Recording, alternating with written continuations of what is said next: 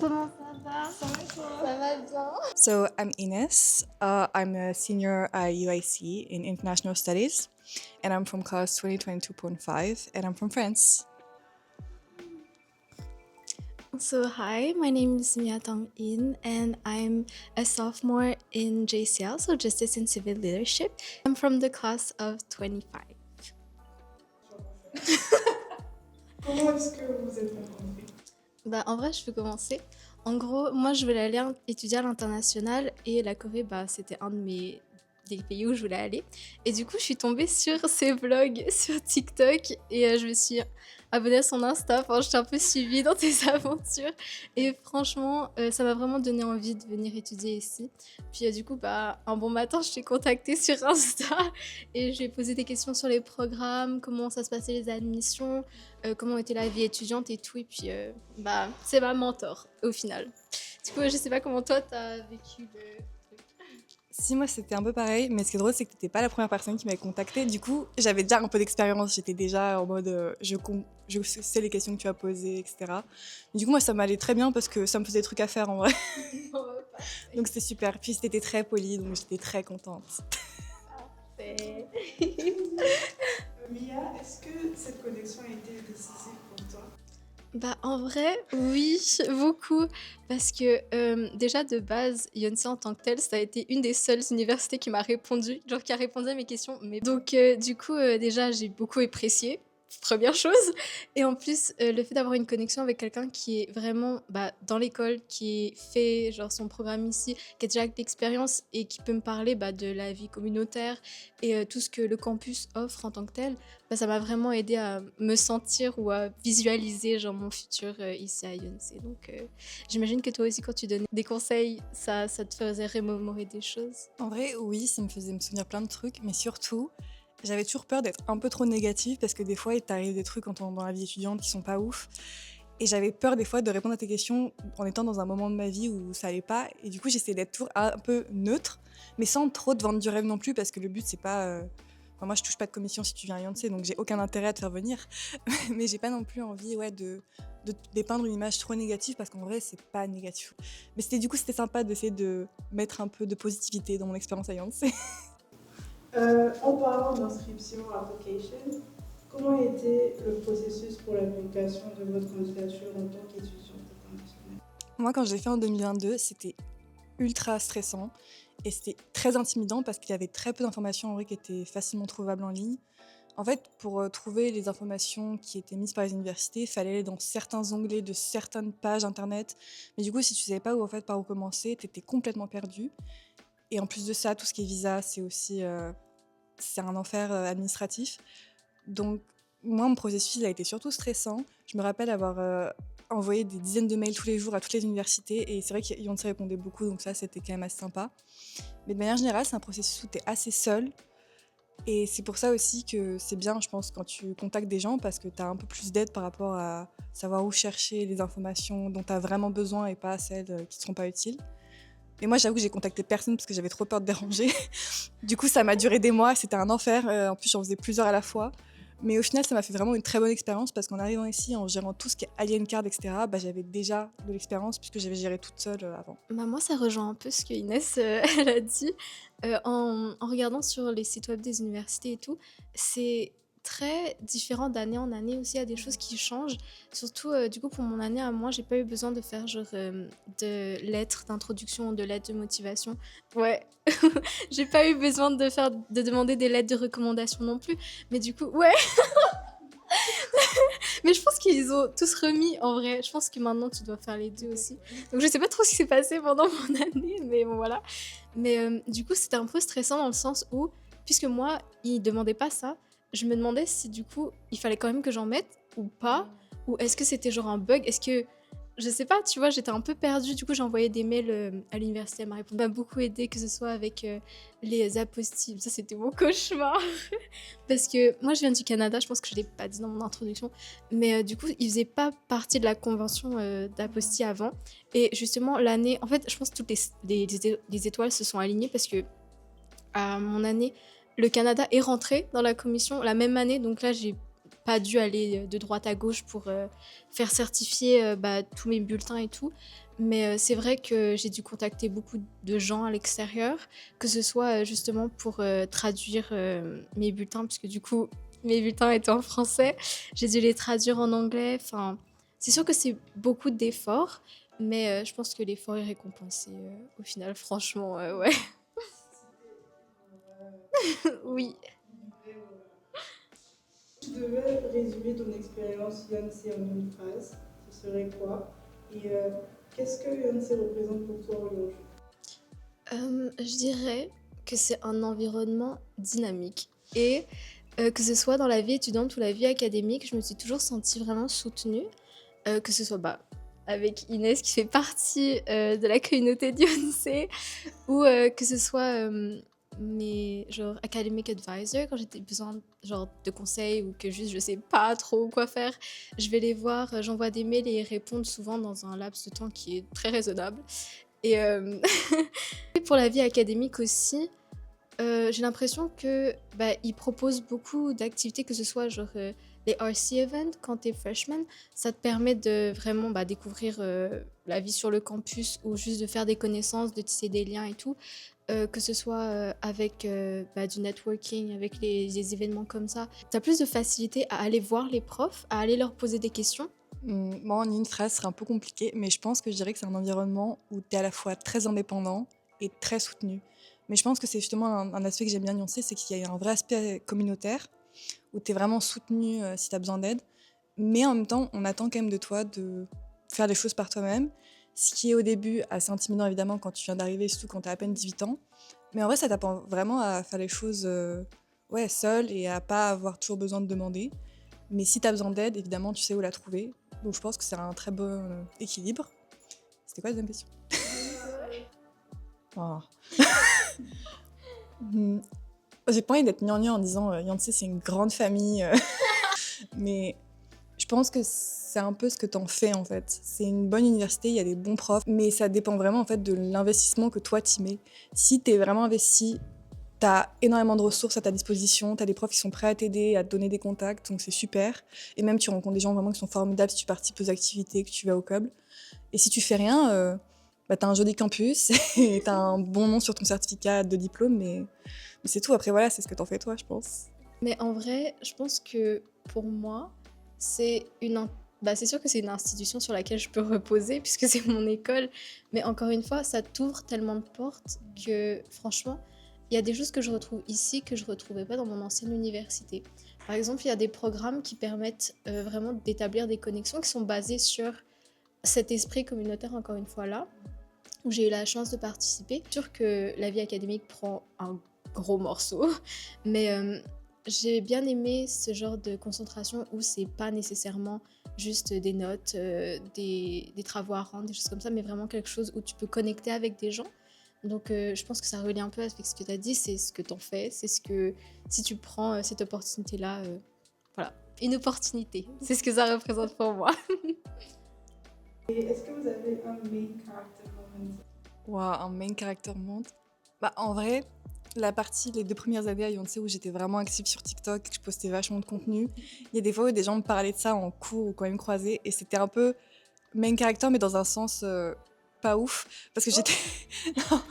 En fait, c'était super sympa, mais c'était trop bizarre de me dire que les vidéos que je postais, moi, le matin, en mode comme ça, les gens les voyaient et s'en souvenaient et venaient m'en parler. Et il y a plein de moments gênants en classe où je discutais avec quelqu'un et d'un coup, ils me font Ah, mais j'ai vu ton TikTok. Et j'étais là, ah, t'aurais dû le dire au début. Donc c'était un peu main character. Après, ouais, il y a plein de gens que j'ai aidés aussi comme toi, donc c'était aussi un peu en mode ouais, on me connaît, ouais. Mais bon, c'était pas. Moi, personnellement, voilà, main character moment, c'est moi qui ai créé les questions en plus, hein. Euh, je dirais en vrai avoir un brunch avec le dean de UIC. Donc j'ai pu lui parler et tout. Ouais, eh oui. Justement, ça faisait partie du programme dont je parlais avant. Et il commençait à nous parler de... c'est sûr que c'était un peu du networking aussi, il devait être là pour représenter l'école.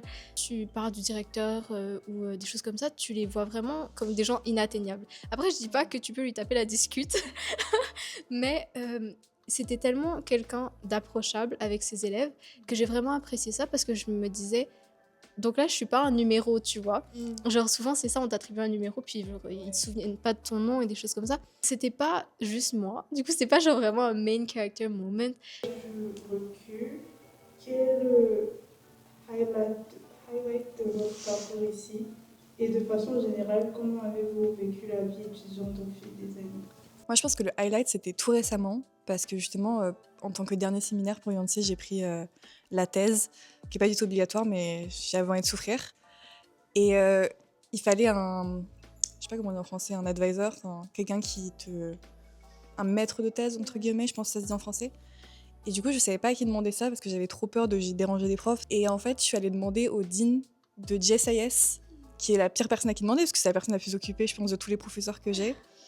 Et j'avais tellement peur qu'il me refuse. Et en fait, non, il était très content. Et on a discuté pendant genre 1 heure dans son bureau. Mais il est vachement impliqué maintenant dans ma thèse.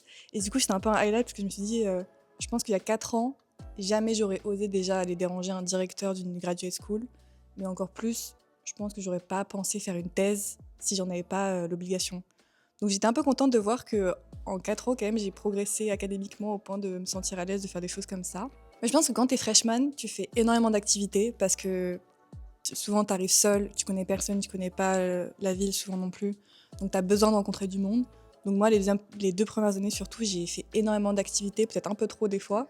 Mais en vrai, c'était très sympa. Il y avait plein de trucs qui étaient proposés aussi pour découvrir la culture, l'histoire. Et en fait, après, t'as plus le temps.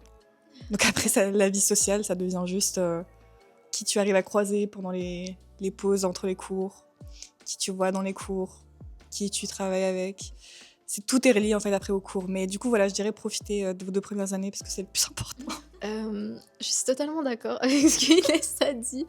Je pense un des highlights de Yonsei, c'était vraiment un cours où le final, donc l'examen final, en fait, on avait le sujet libre. Donc tu peux parler de ce que tu voulais tant que ça relie au sujet principal qui était les sujets des réfugiés et de l'immigration. Et du coup, moi, j'ai décidé de parler de ma famille personnellement. Et au départ, je me suis dit, bon, peut-être c'est un peu personnel. Et le prof, il va pas dire, genre, c'est un peu difficile à parler quand tu parles. Enfin, t'as un bias, tu vois, quand tu parles de ta propre famille ou de ta propre histoire. Mais en fait, il m'a tellement encouragée à le faire. Et au final, c'était plus dans l'individualité des élèves. Je me suis dit, genre, ah, ben, en fait, au moins, là, je suis intéressée par ce que je fais. Tu vois, genre, ce que j'écris, bah, c'est ce que moi, je ressens et c'est ce que moi, je veux partager. Et je pense que c'est important de faire ça, que ce soit bah, dans les thèses ou dans tous les travaux, si vous avez l'opportunité de faire ça.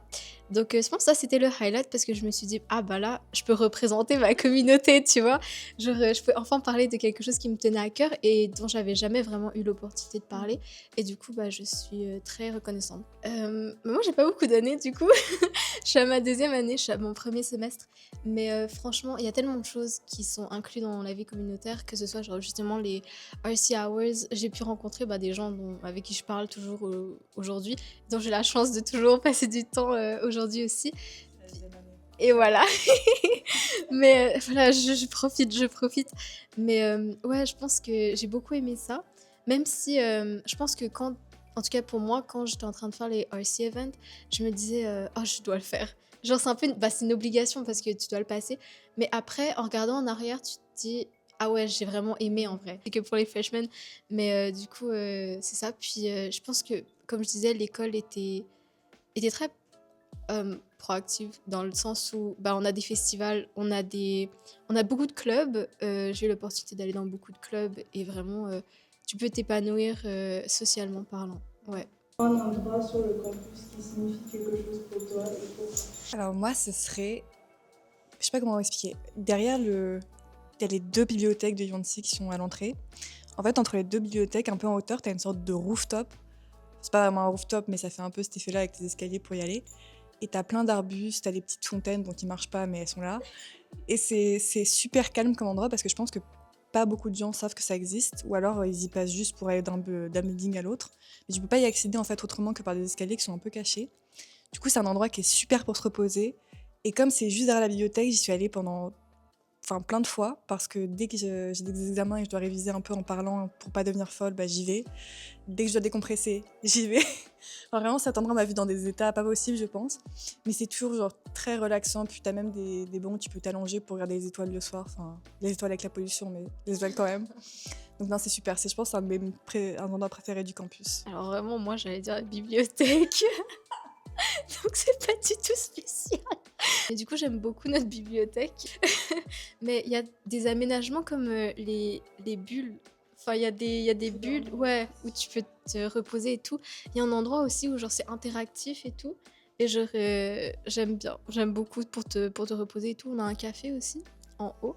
Donc, pas mal. Je sais pas, il y a une vibe dans les bibliothèques. Mais après, je pense que c'est juste moi qui aime les bibliothèques. Mais franchement, je pense que celle de Sinchon est tellement beaucoup plus garnie que celle de Songdo. Donc, j'ai hâte d'aller y faire un tour. La fin de la graduation, félicitations. Bravo, franchement. Oh. Et comment tu te sens à l'idée de tourner cette page et en quoi ton expérience à Yann s'est parée pour la suite? Alors, je tourne pas vraiment la page, Dieu merci, parce que je suis en train de postuler pour les écoles supérieures, notamment Yonsei. Donc ça se trouve, je vais rester en fait ici 2 ans de plus. Mais finalement, ça m'apporte beaucoup de paix parce que j'ai vraiment pas envie de rentrer dans le monde du travail tout de suite et je suis pas encore sûre complètement de ce que je veux faire. Donc c'est bien, ça met de la distance entre moi et ça. Et c'est très bizarre en fait. Je pense que quand t'arrives à Yonsei et que t'as l'idée de 4 années à passer ici, t'en vois pas le bout. Notamment après les premières phases d'examen en fait, tellement c'est long. Du coup, je me suis jamais vraiment imaginée graduate. Et même encore aujourd'hui, ça fait trop bizarre de me dire que c'est mon dernier semestre. Bon, peut-être pas finalement de Yonsei, mais en tant que undergrad. Parce que c'est trop nostalgique. Maintenant, tout ce qui se passe, je suis triste. J'ai hâte d'être au mi-terme pour me retaper des sessions où je dors pas pendant 2 jours d'affilée pour étudier. Parce que je me dis, mais ça, je l'aurai plus après. C'est trop triste.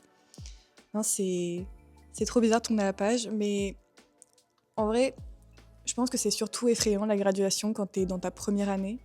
Parce que tu te vois pas, en fait, déjà y être à la fin. Ce qui est normal, tu viens de commencer. Du coup, c'est vraiment cette idée un peu obscure de oh là là, la vie après les études. Mais en vrai, quand t'arrives déjà à l'année de senior, t'es préparé. Malheureusement, t'es déjà tellement préparé. Tout le monde t'en parle en boucle.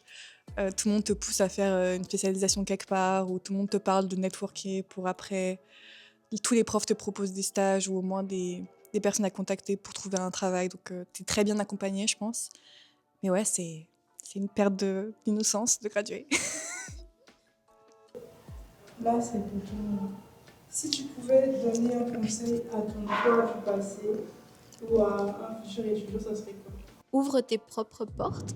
J'ai l'impression que dans de nos jours, t'as pas cette intuition de ouais, c'est moi qui vais faire le premier pas.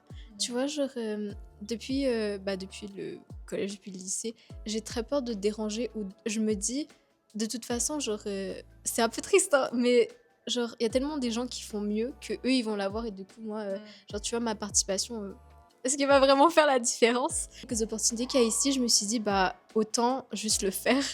Et si je suis pas prise, bah, je serai pas prise, mais au moins, je l'aurais fait. Et au moins, ça m'apporte de l'expérience. Donc, c'est un conseil à la moi du passé, à la moi du futur, et aussi à tout le monde, en fait. Bah déjà, je pense que c'est un très bon conseil. Et moi, le deuxième conseil que je passerai, c'est de profiter. Et c'est aussi ce que j'aurais aimé me dire à l'époque, c'est 4 ans, c'est long, mais en fait, ça passe super vite. Et faut trouver une balance entre s'amuser, participer aux événements, et en même temps ne pas non plus foutre en l'air votre vie académique. Donc c'est un peu compliqué à trouver au début, mais en vrai, il faut se donner le temps de le trouver. Et ouais, faut profiter, quoi. Si vous traînez avec des gens que vous aimez pas, lâchez-les. Si vous êtes à des événements que vous aimez pas, lâchez-les. Enfin, juste profitez de ce que vous avez. Voyagez au plus possible également, parce que je connais plein de gens qui ont gradué, par exemple, récemment, et qui ont jamais visité autre chose que Séoul. Et je pense que c'est quand même un peu dommage quand tu passes 4 ans dans un pays de te cantonner qu'à Séoul. Bon, après, ça dépend des moyens, évidemment, mais tu prends un train, tu vas à Busan, c'est pas si cher que ça, ça peut se faire. Donc ouais, je conseille de profiter un max. La dernière question, c'est si quelqu'un hésite à postuler à Yancy, qu'est-ce que tu lui dis? Regarder autant de contenu que possible sur Yonsei, voir si vraiment la vie telle qu'elle est dépeinte par les étudiants qui y sont, elle a l'air intéressante ou non, si les cours ont l'air intéressants, si les profs qu'on voit des fois sur la page de UIC Yonsei ou Yonsei tout court, ils ont l'air intéressants. Et après, tu te fais un avis. Mais je pense que ouais, La meilleure manière de se décider, c'est de regarder vraiment les Instagram de Beyoncé, en fait. T'as tout qui est décrit là-bas, et si ça te plaît, bah, n'hésite pas à postuler. Je pense pas que ce serait une mauvaise idée.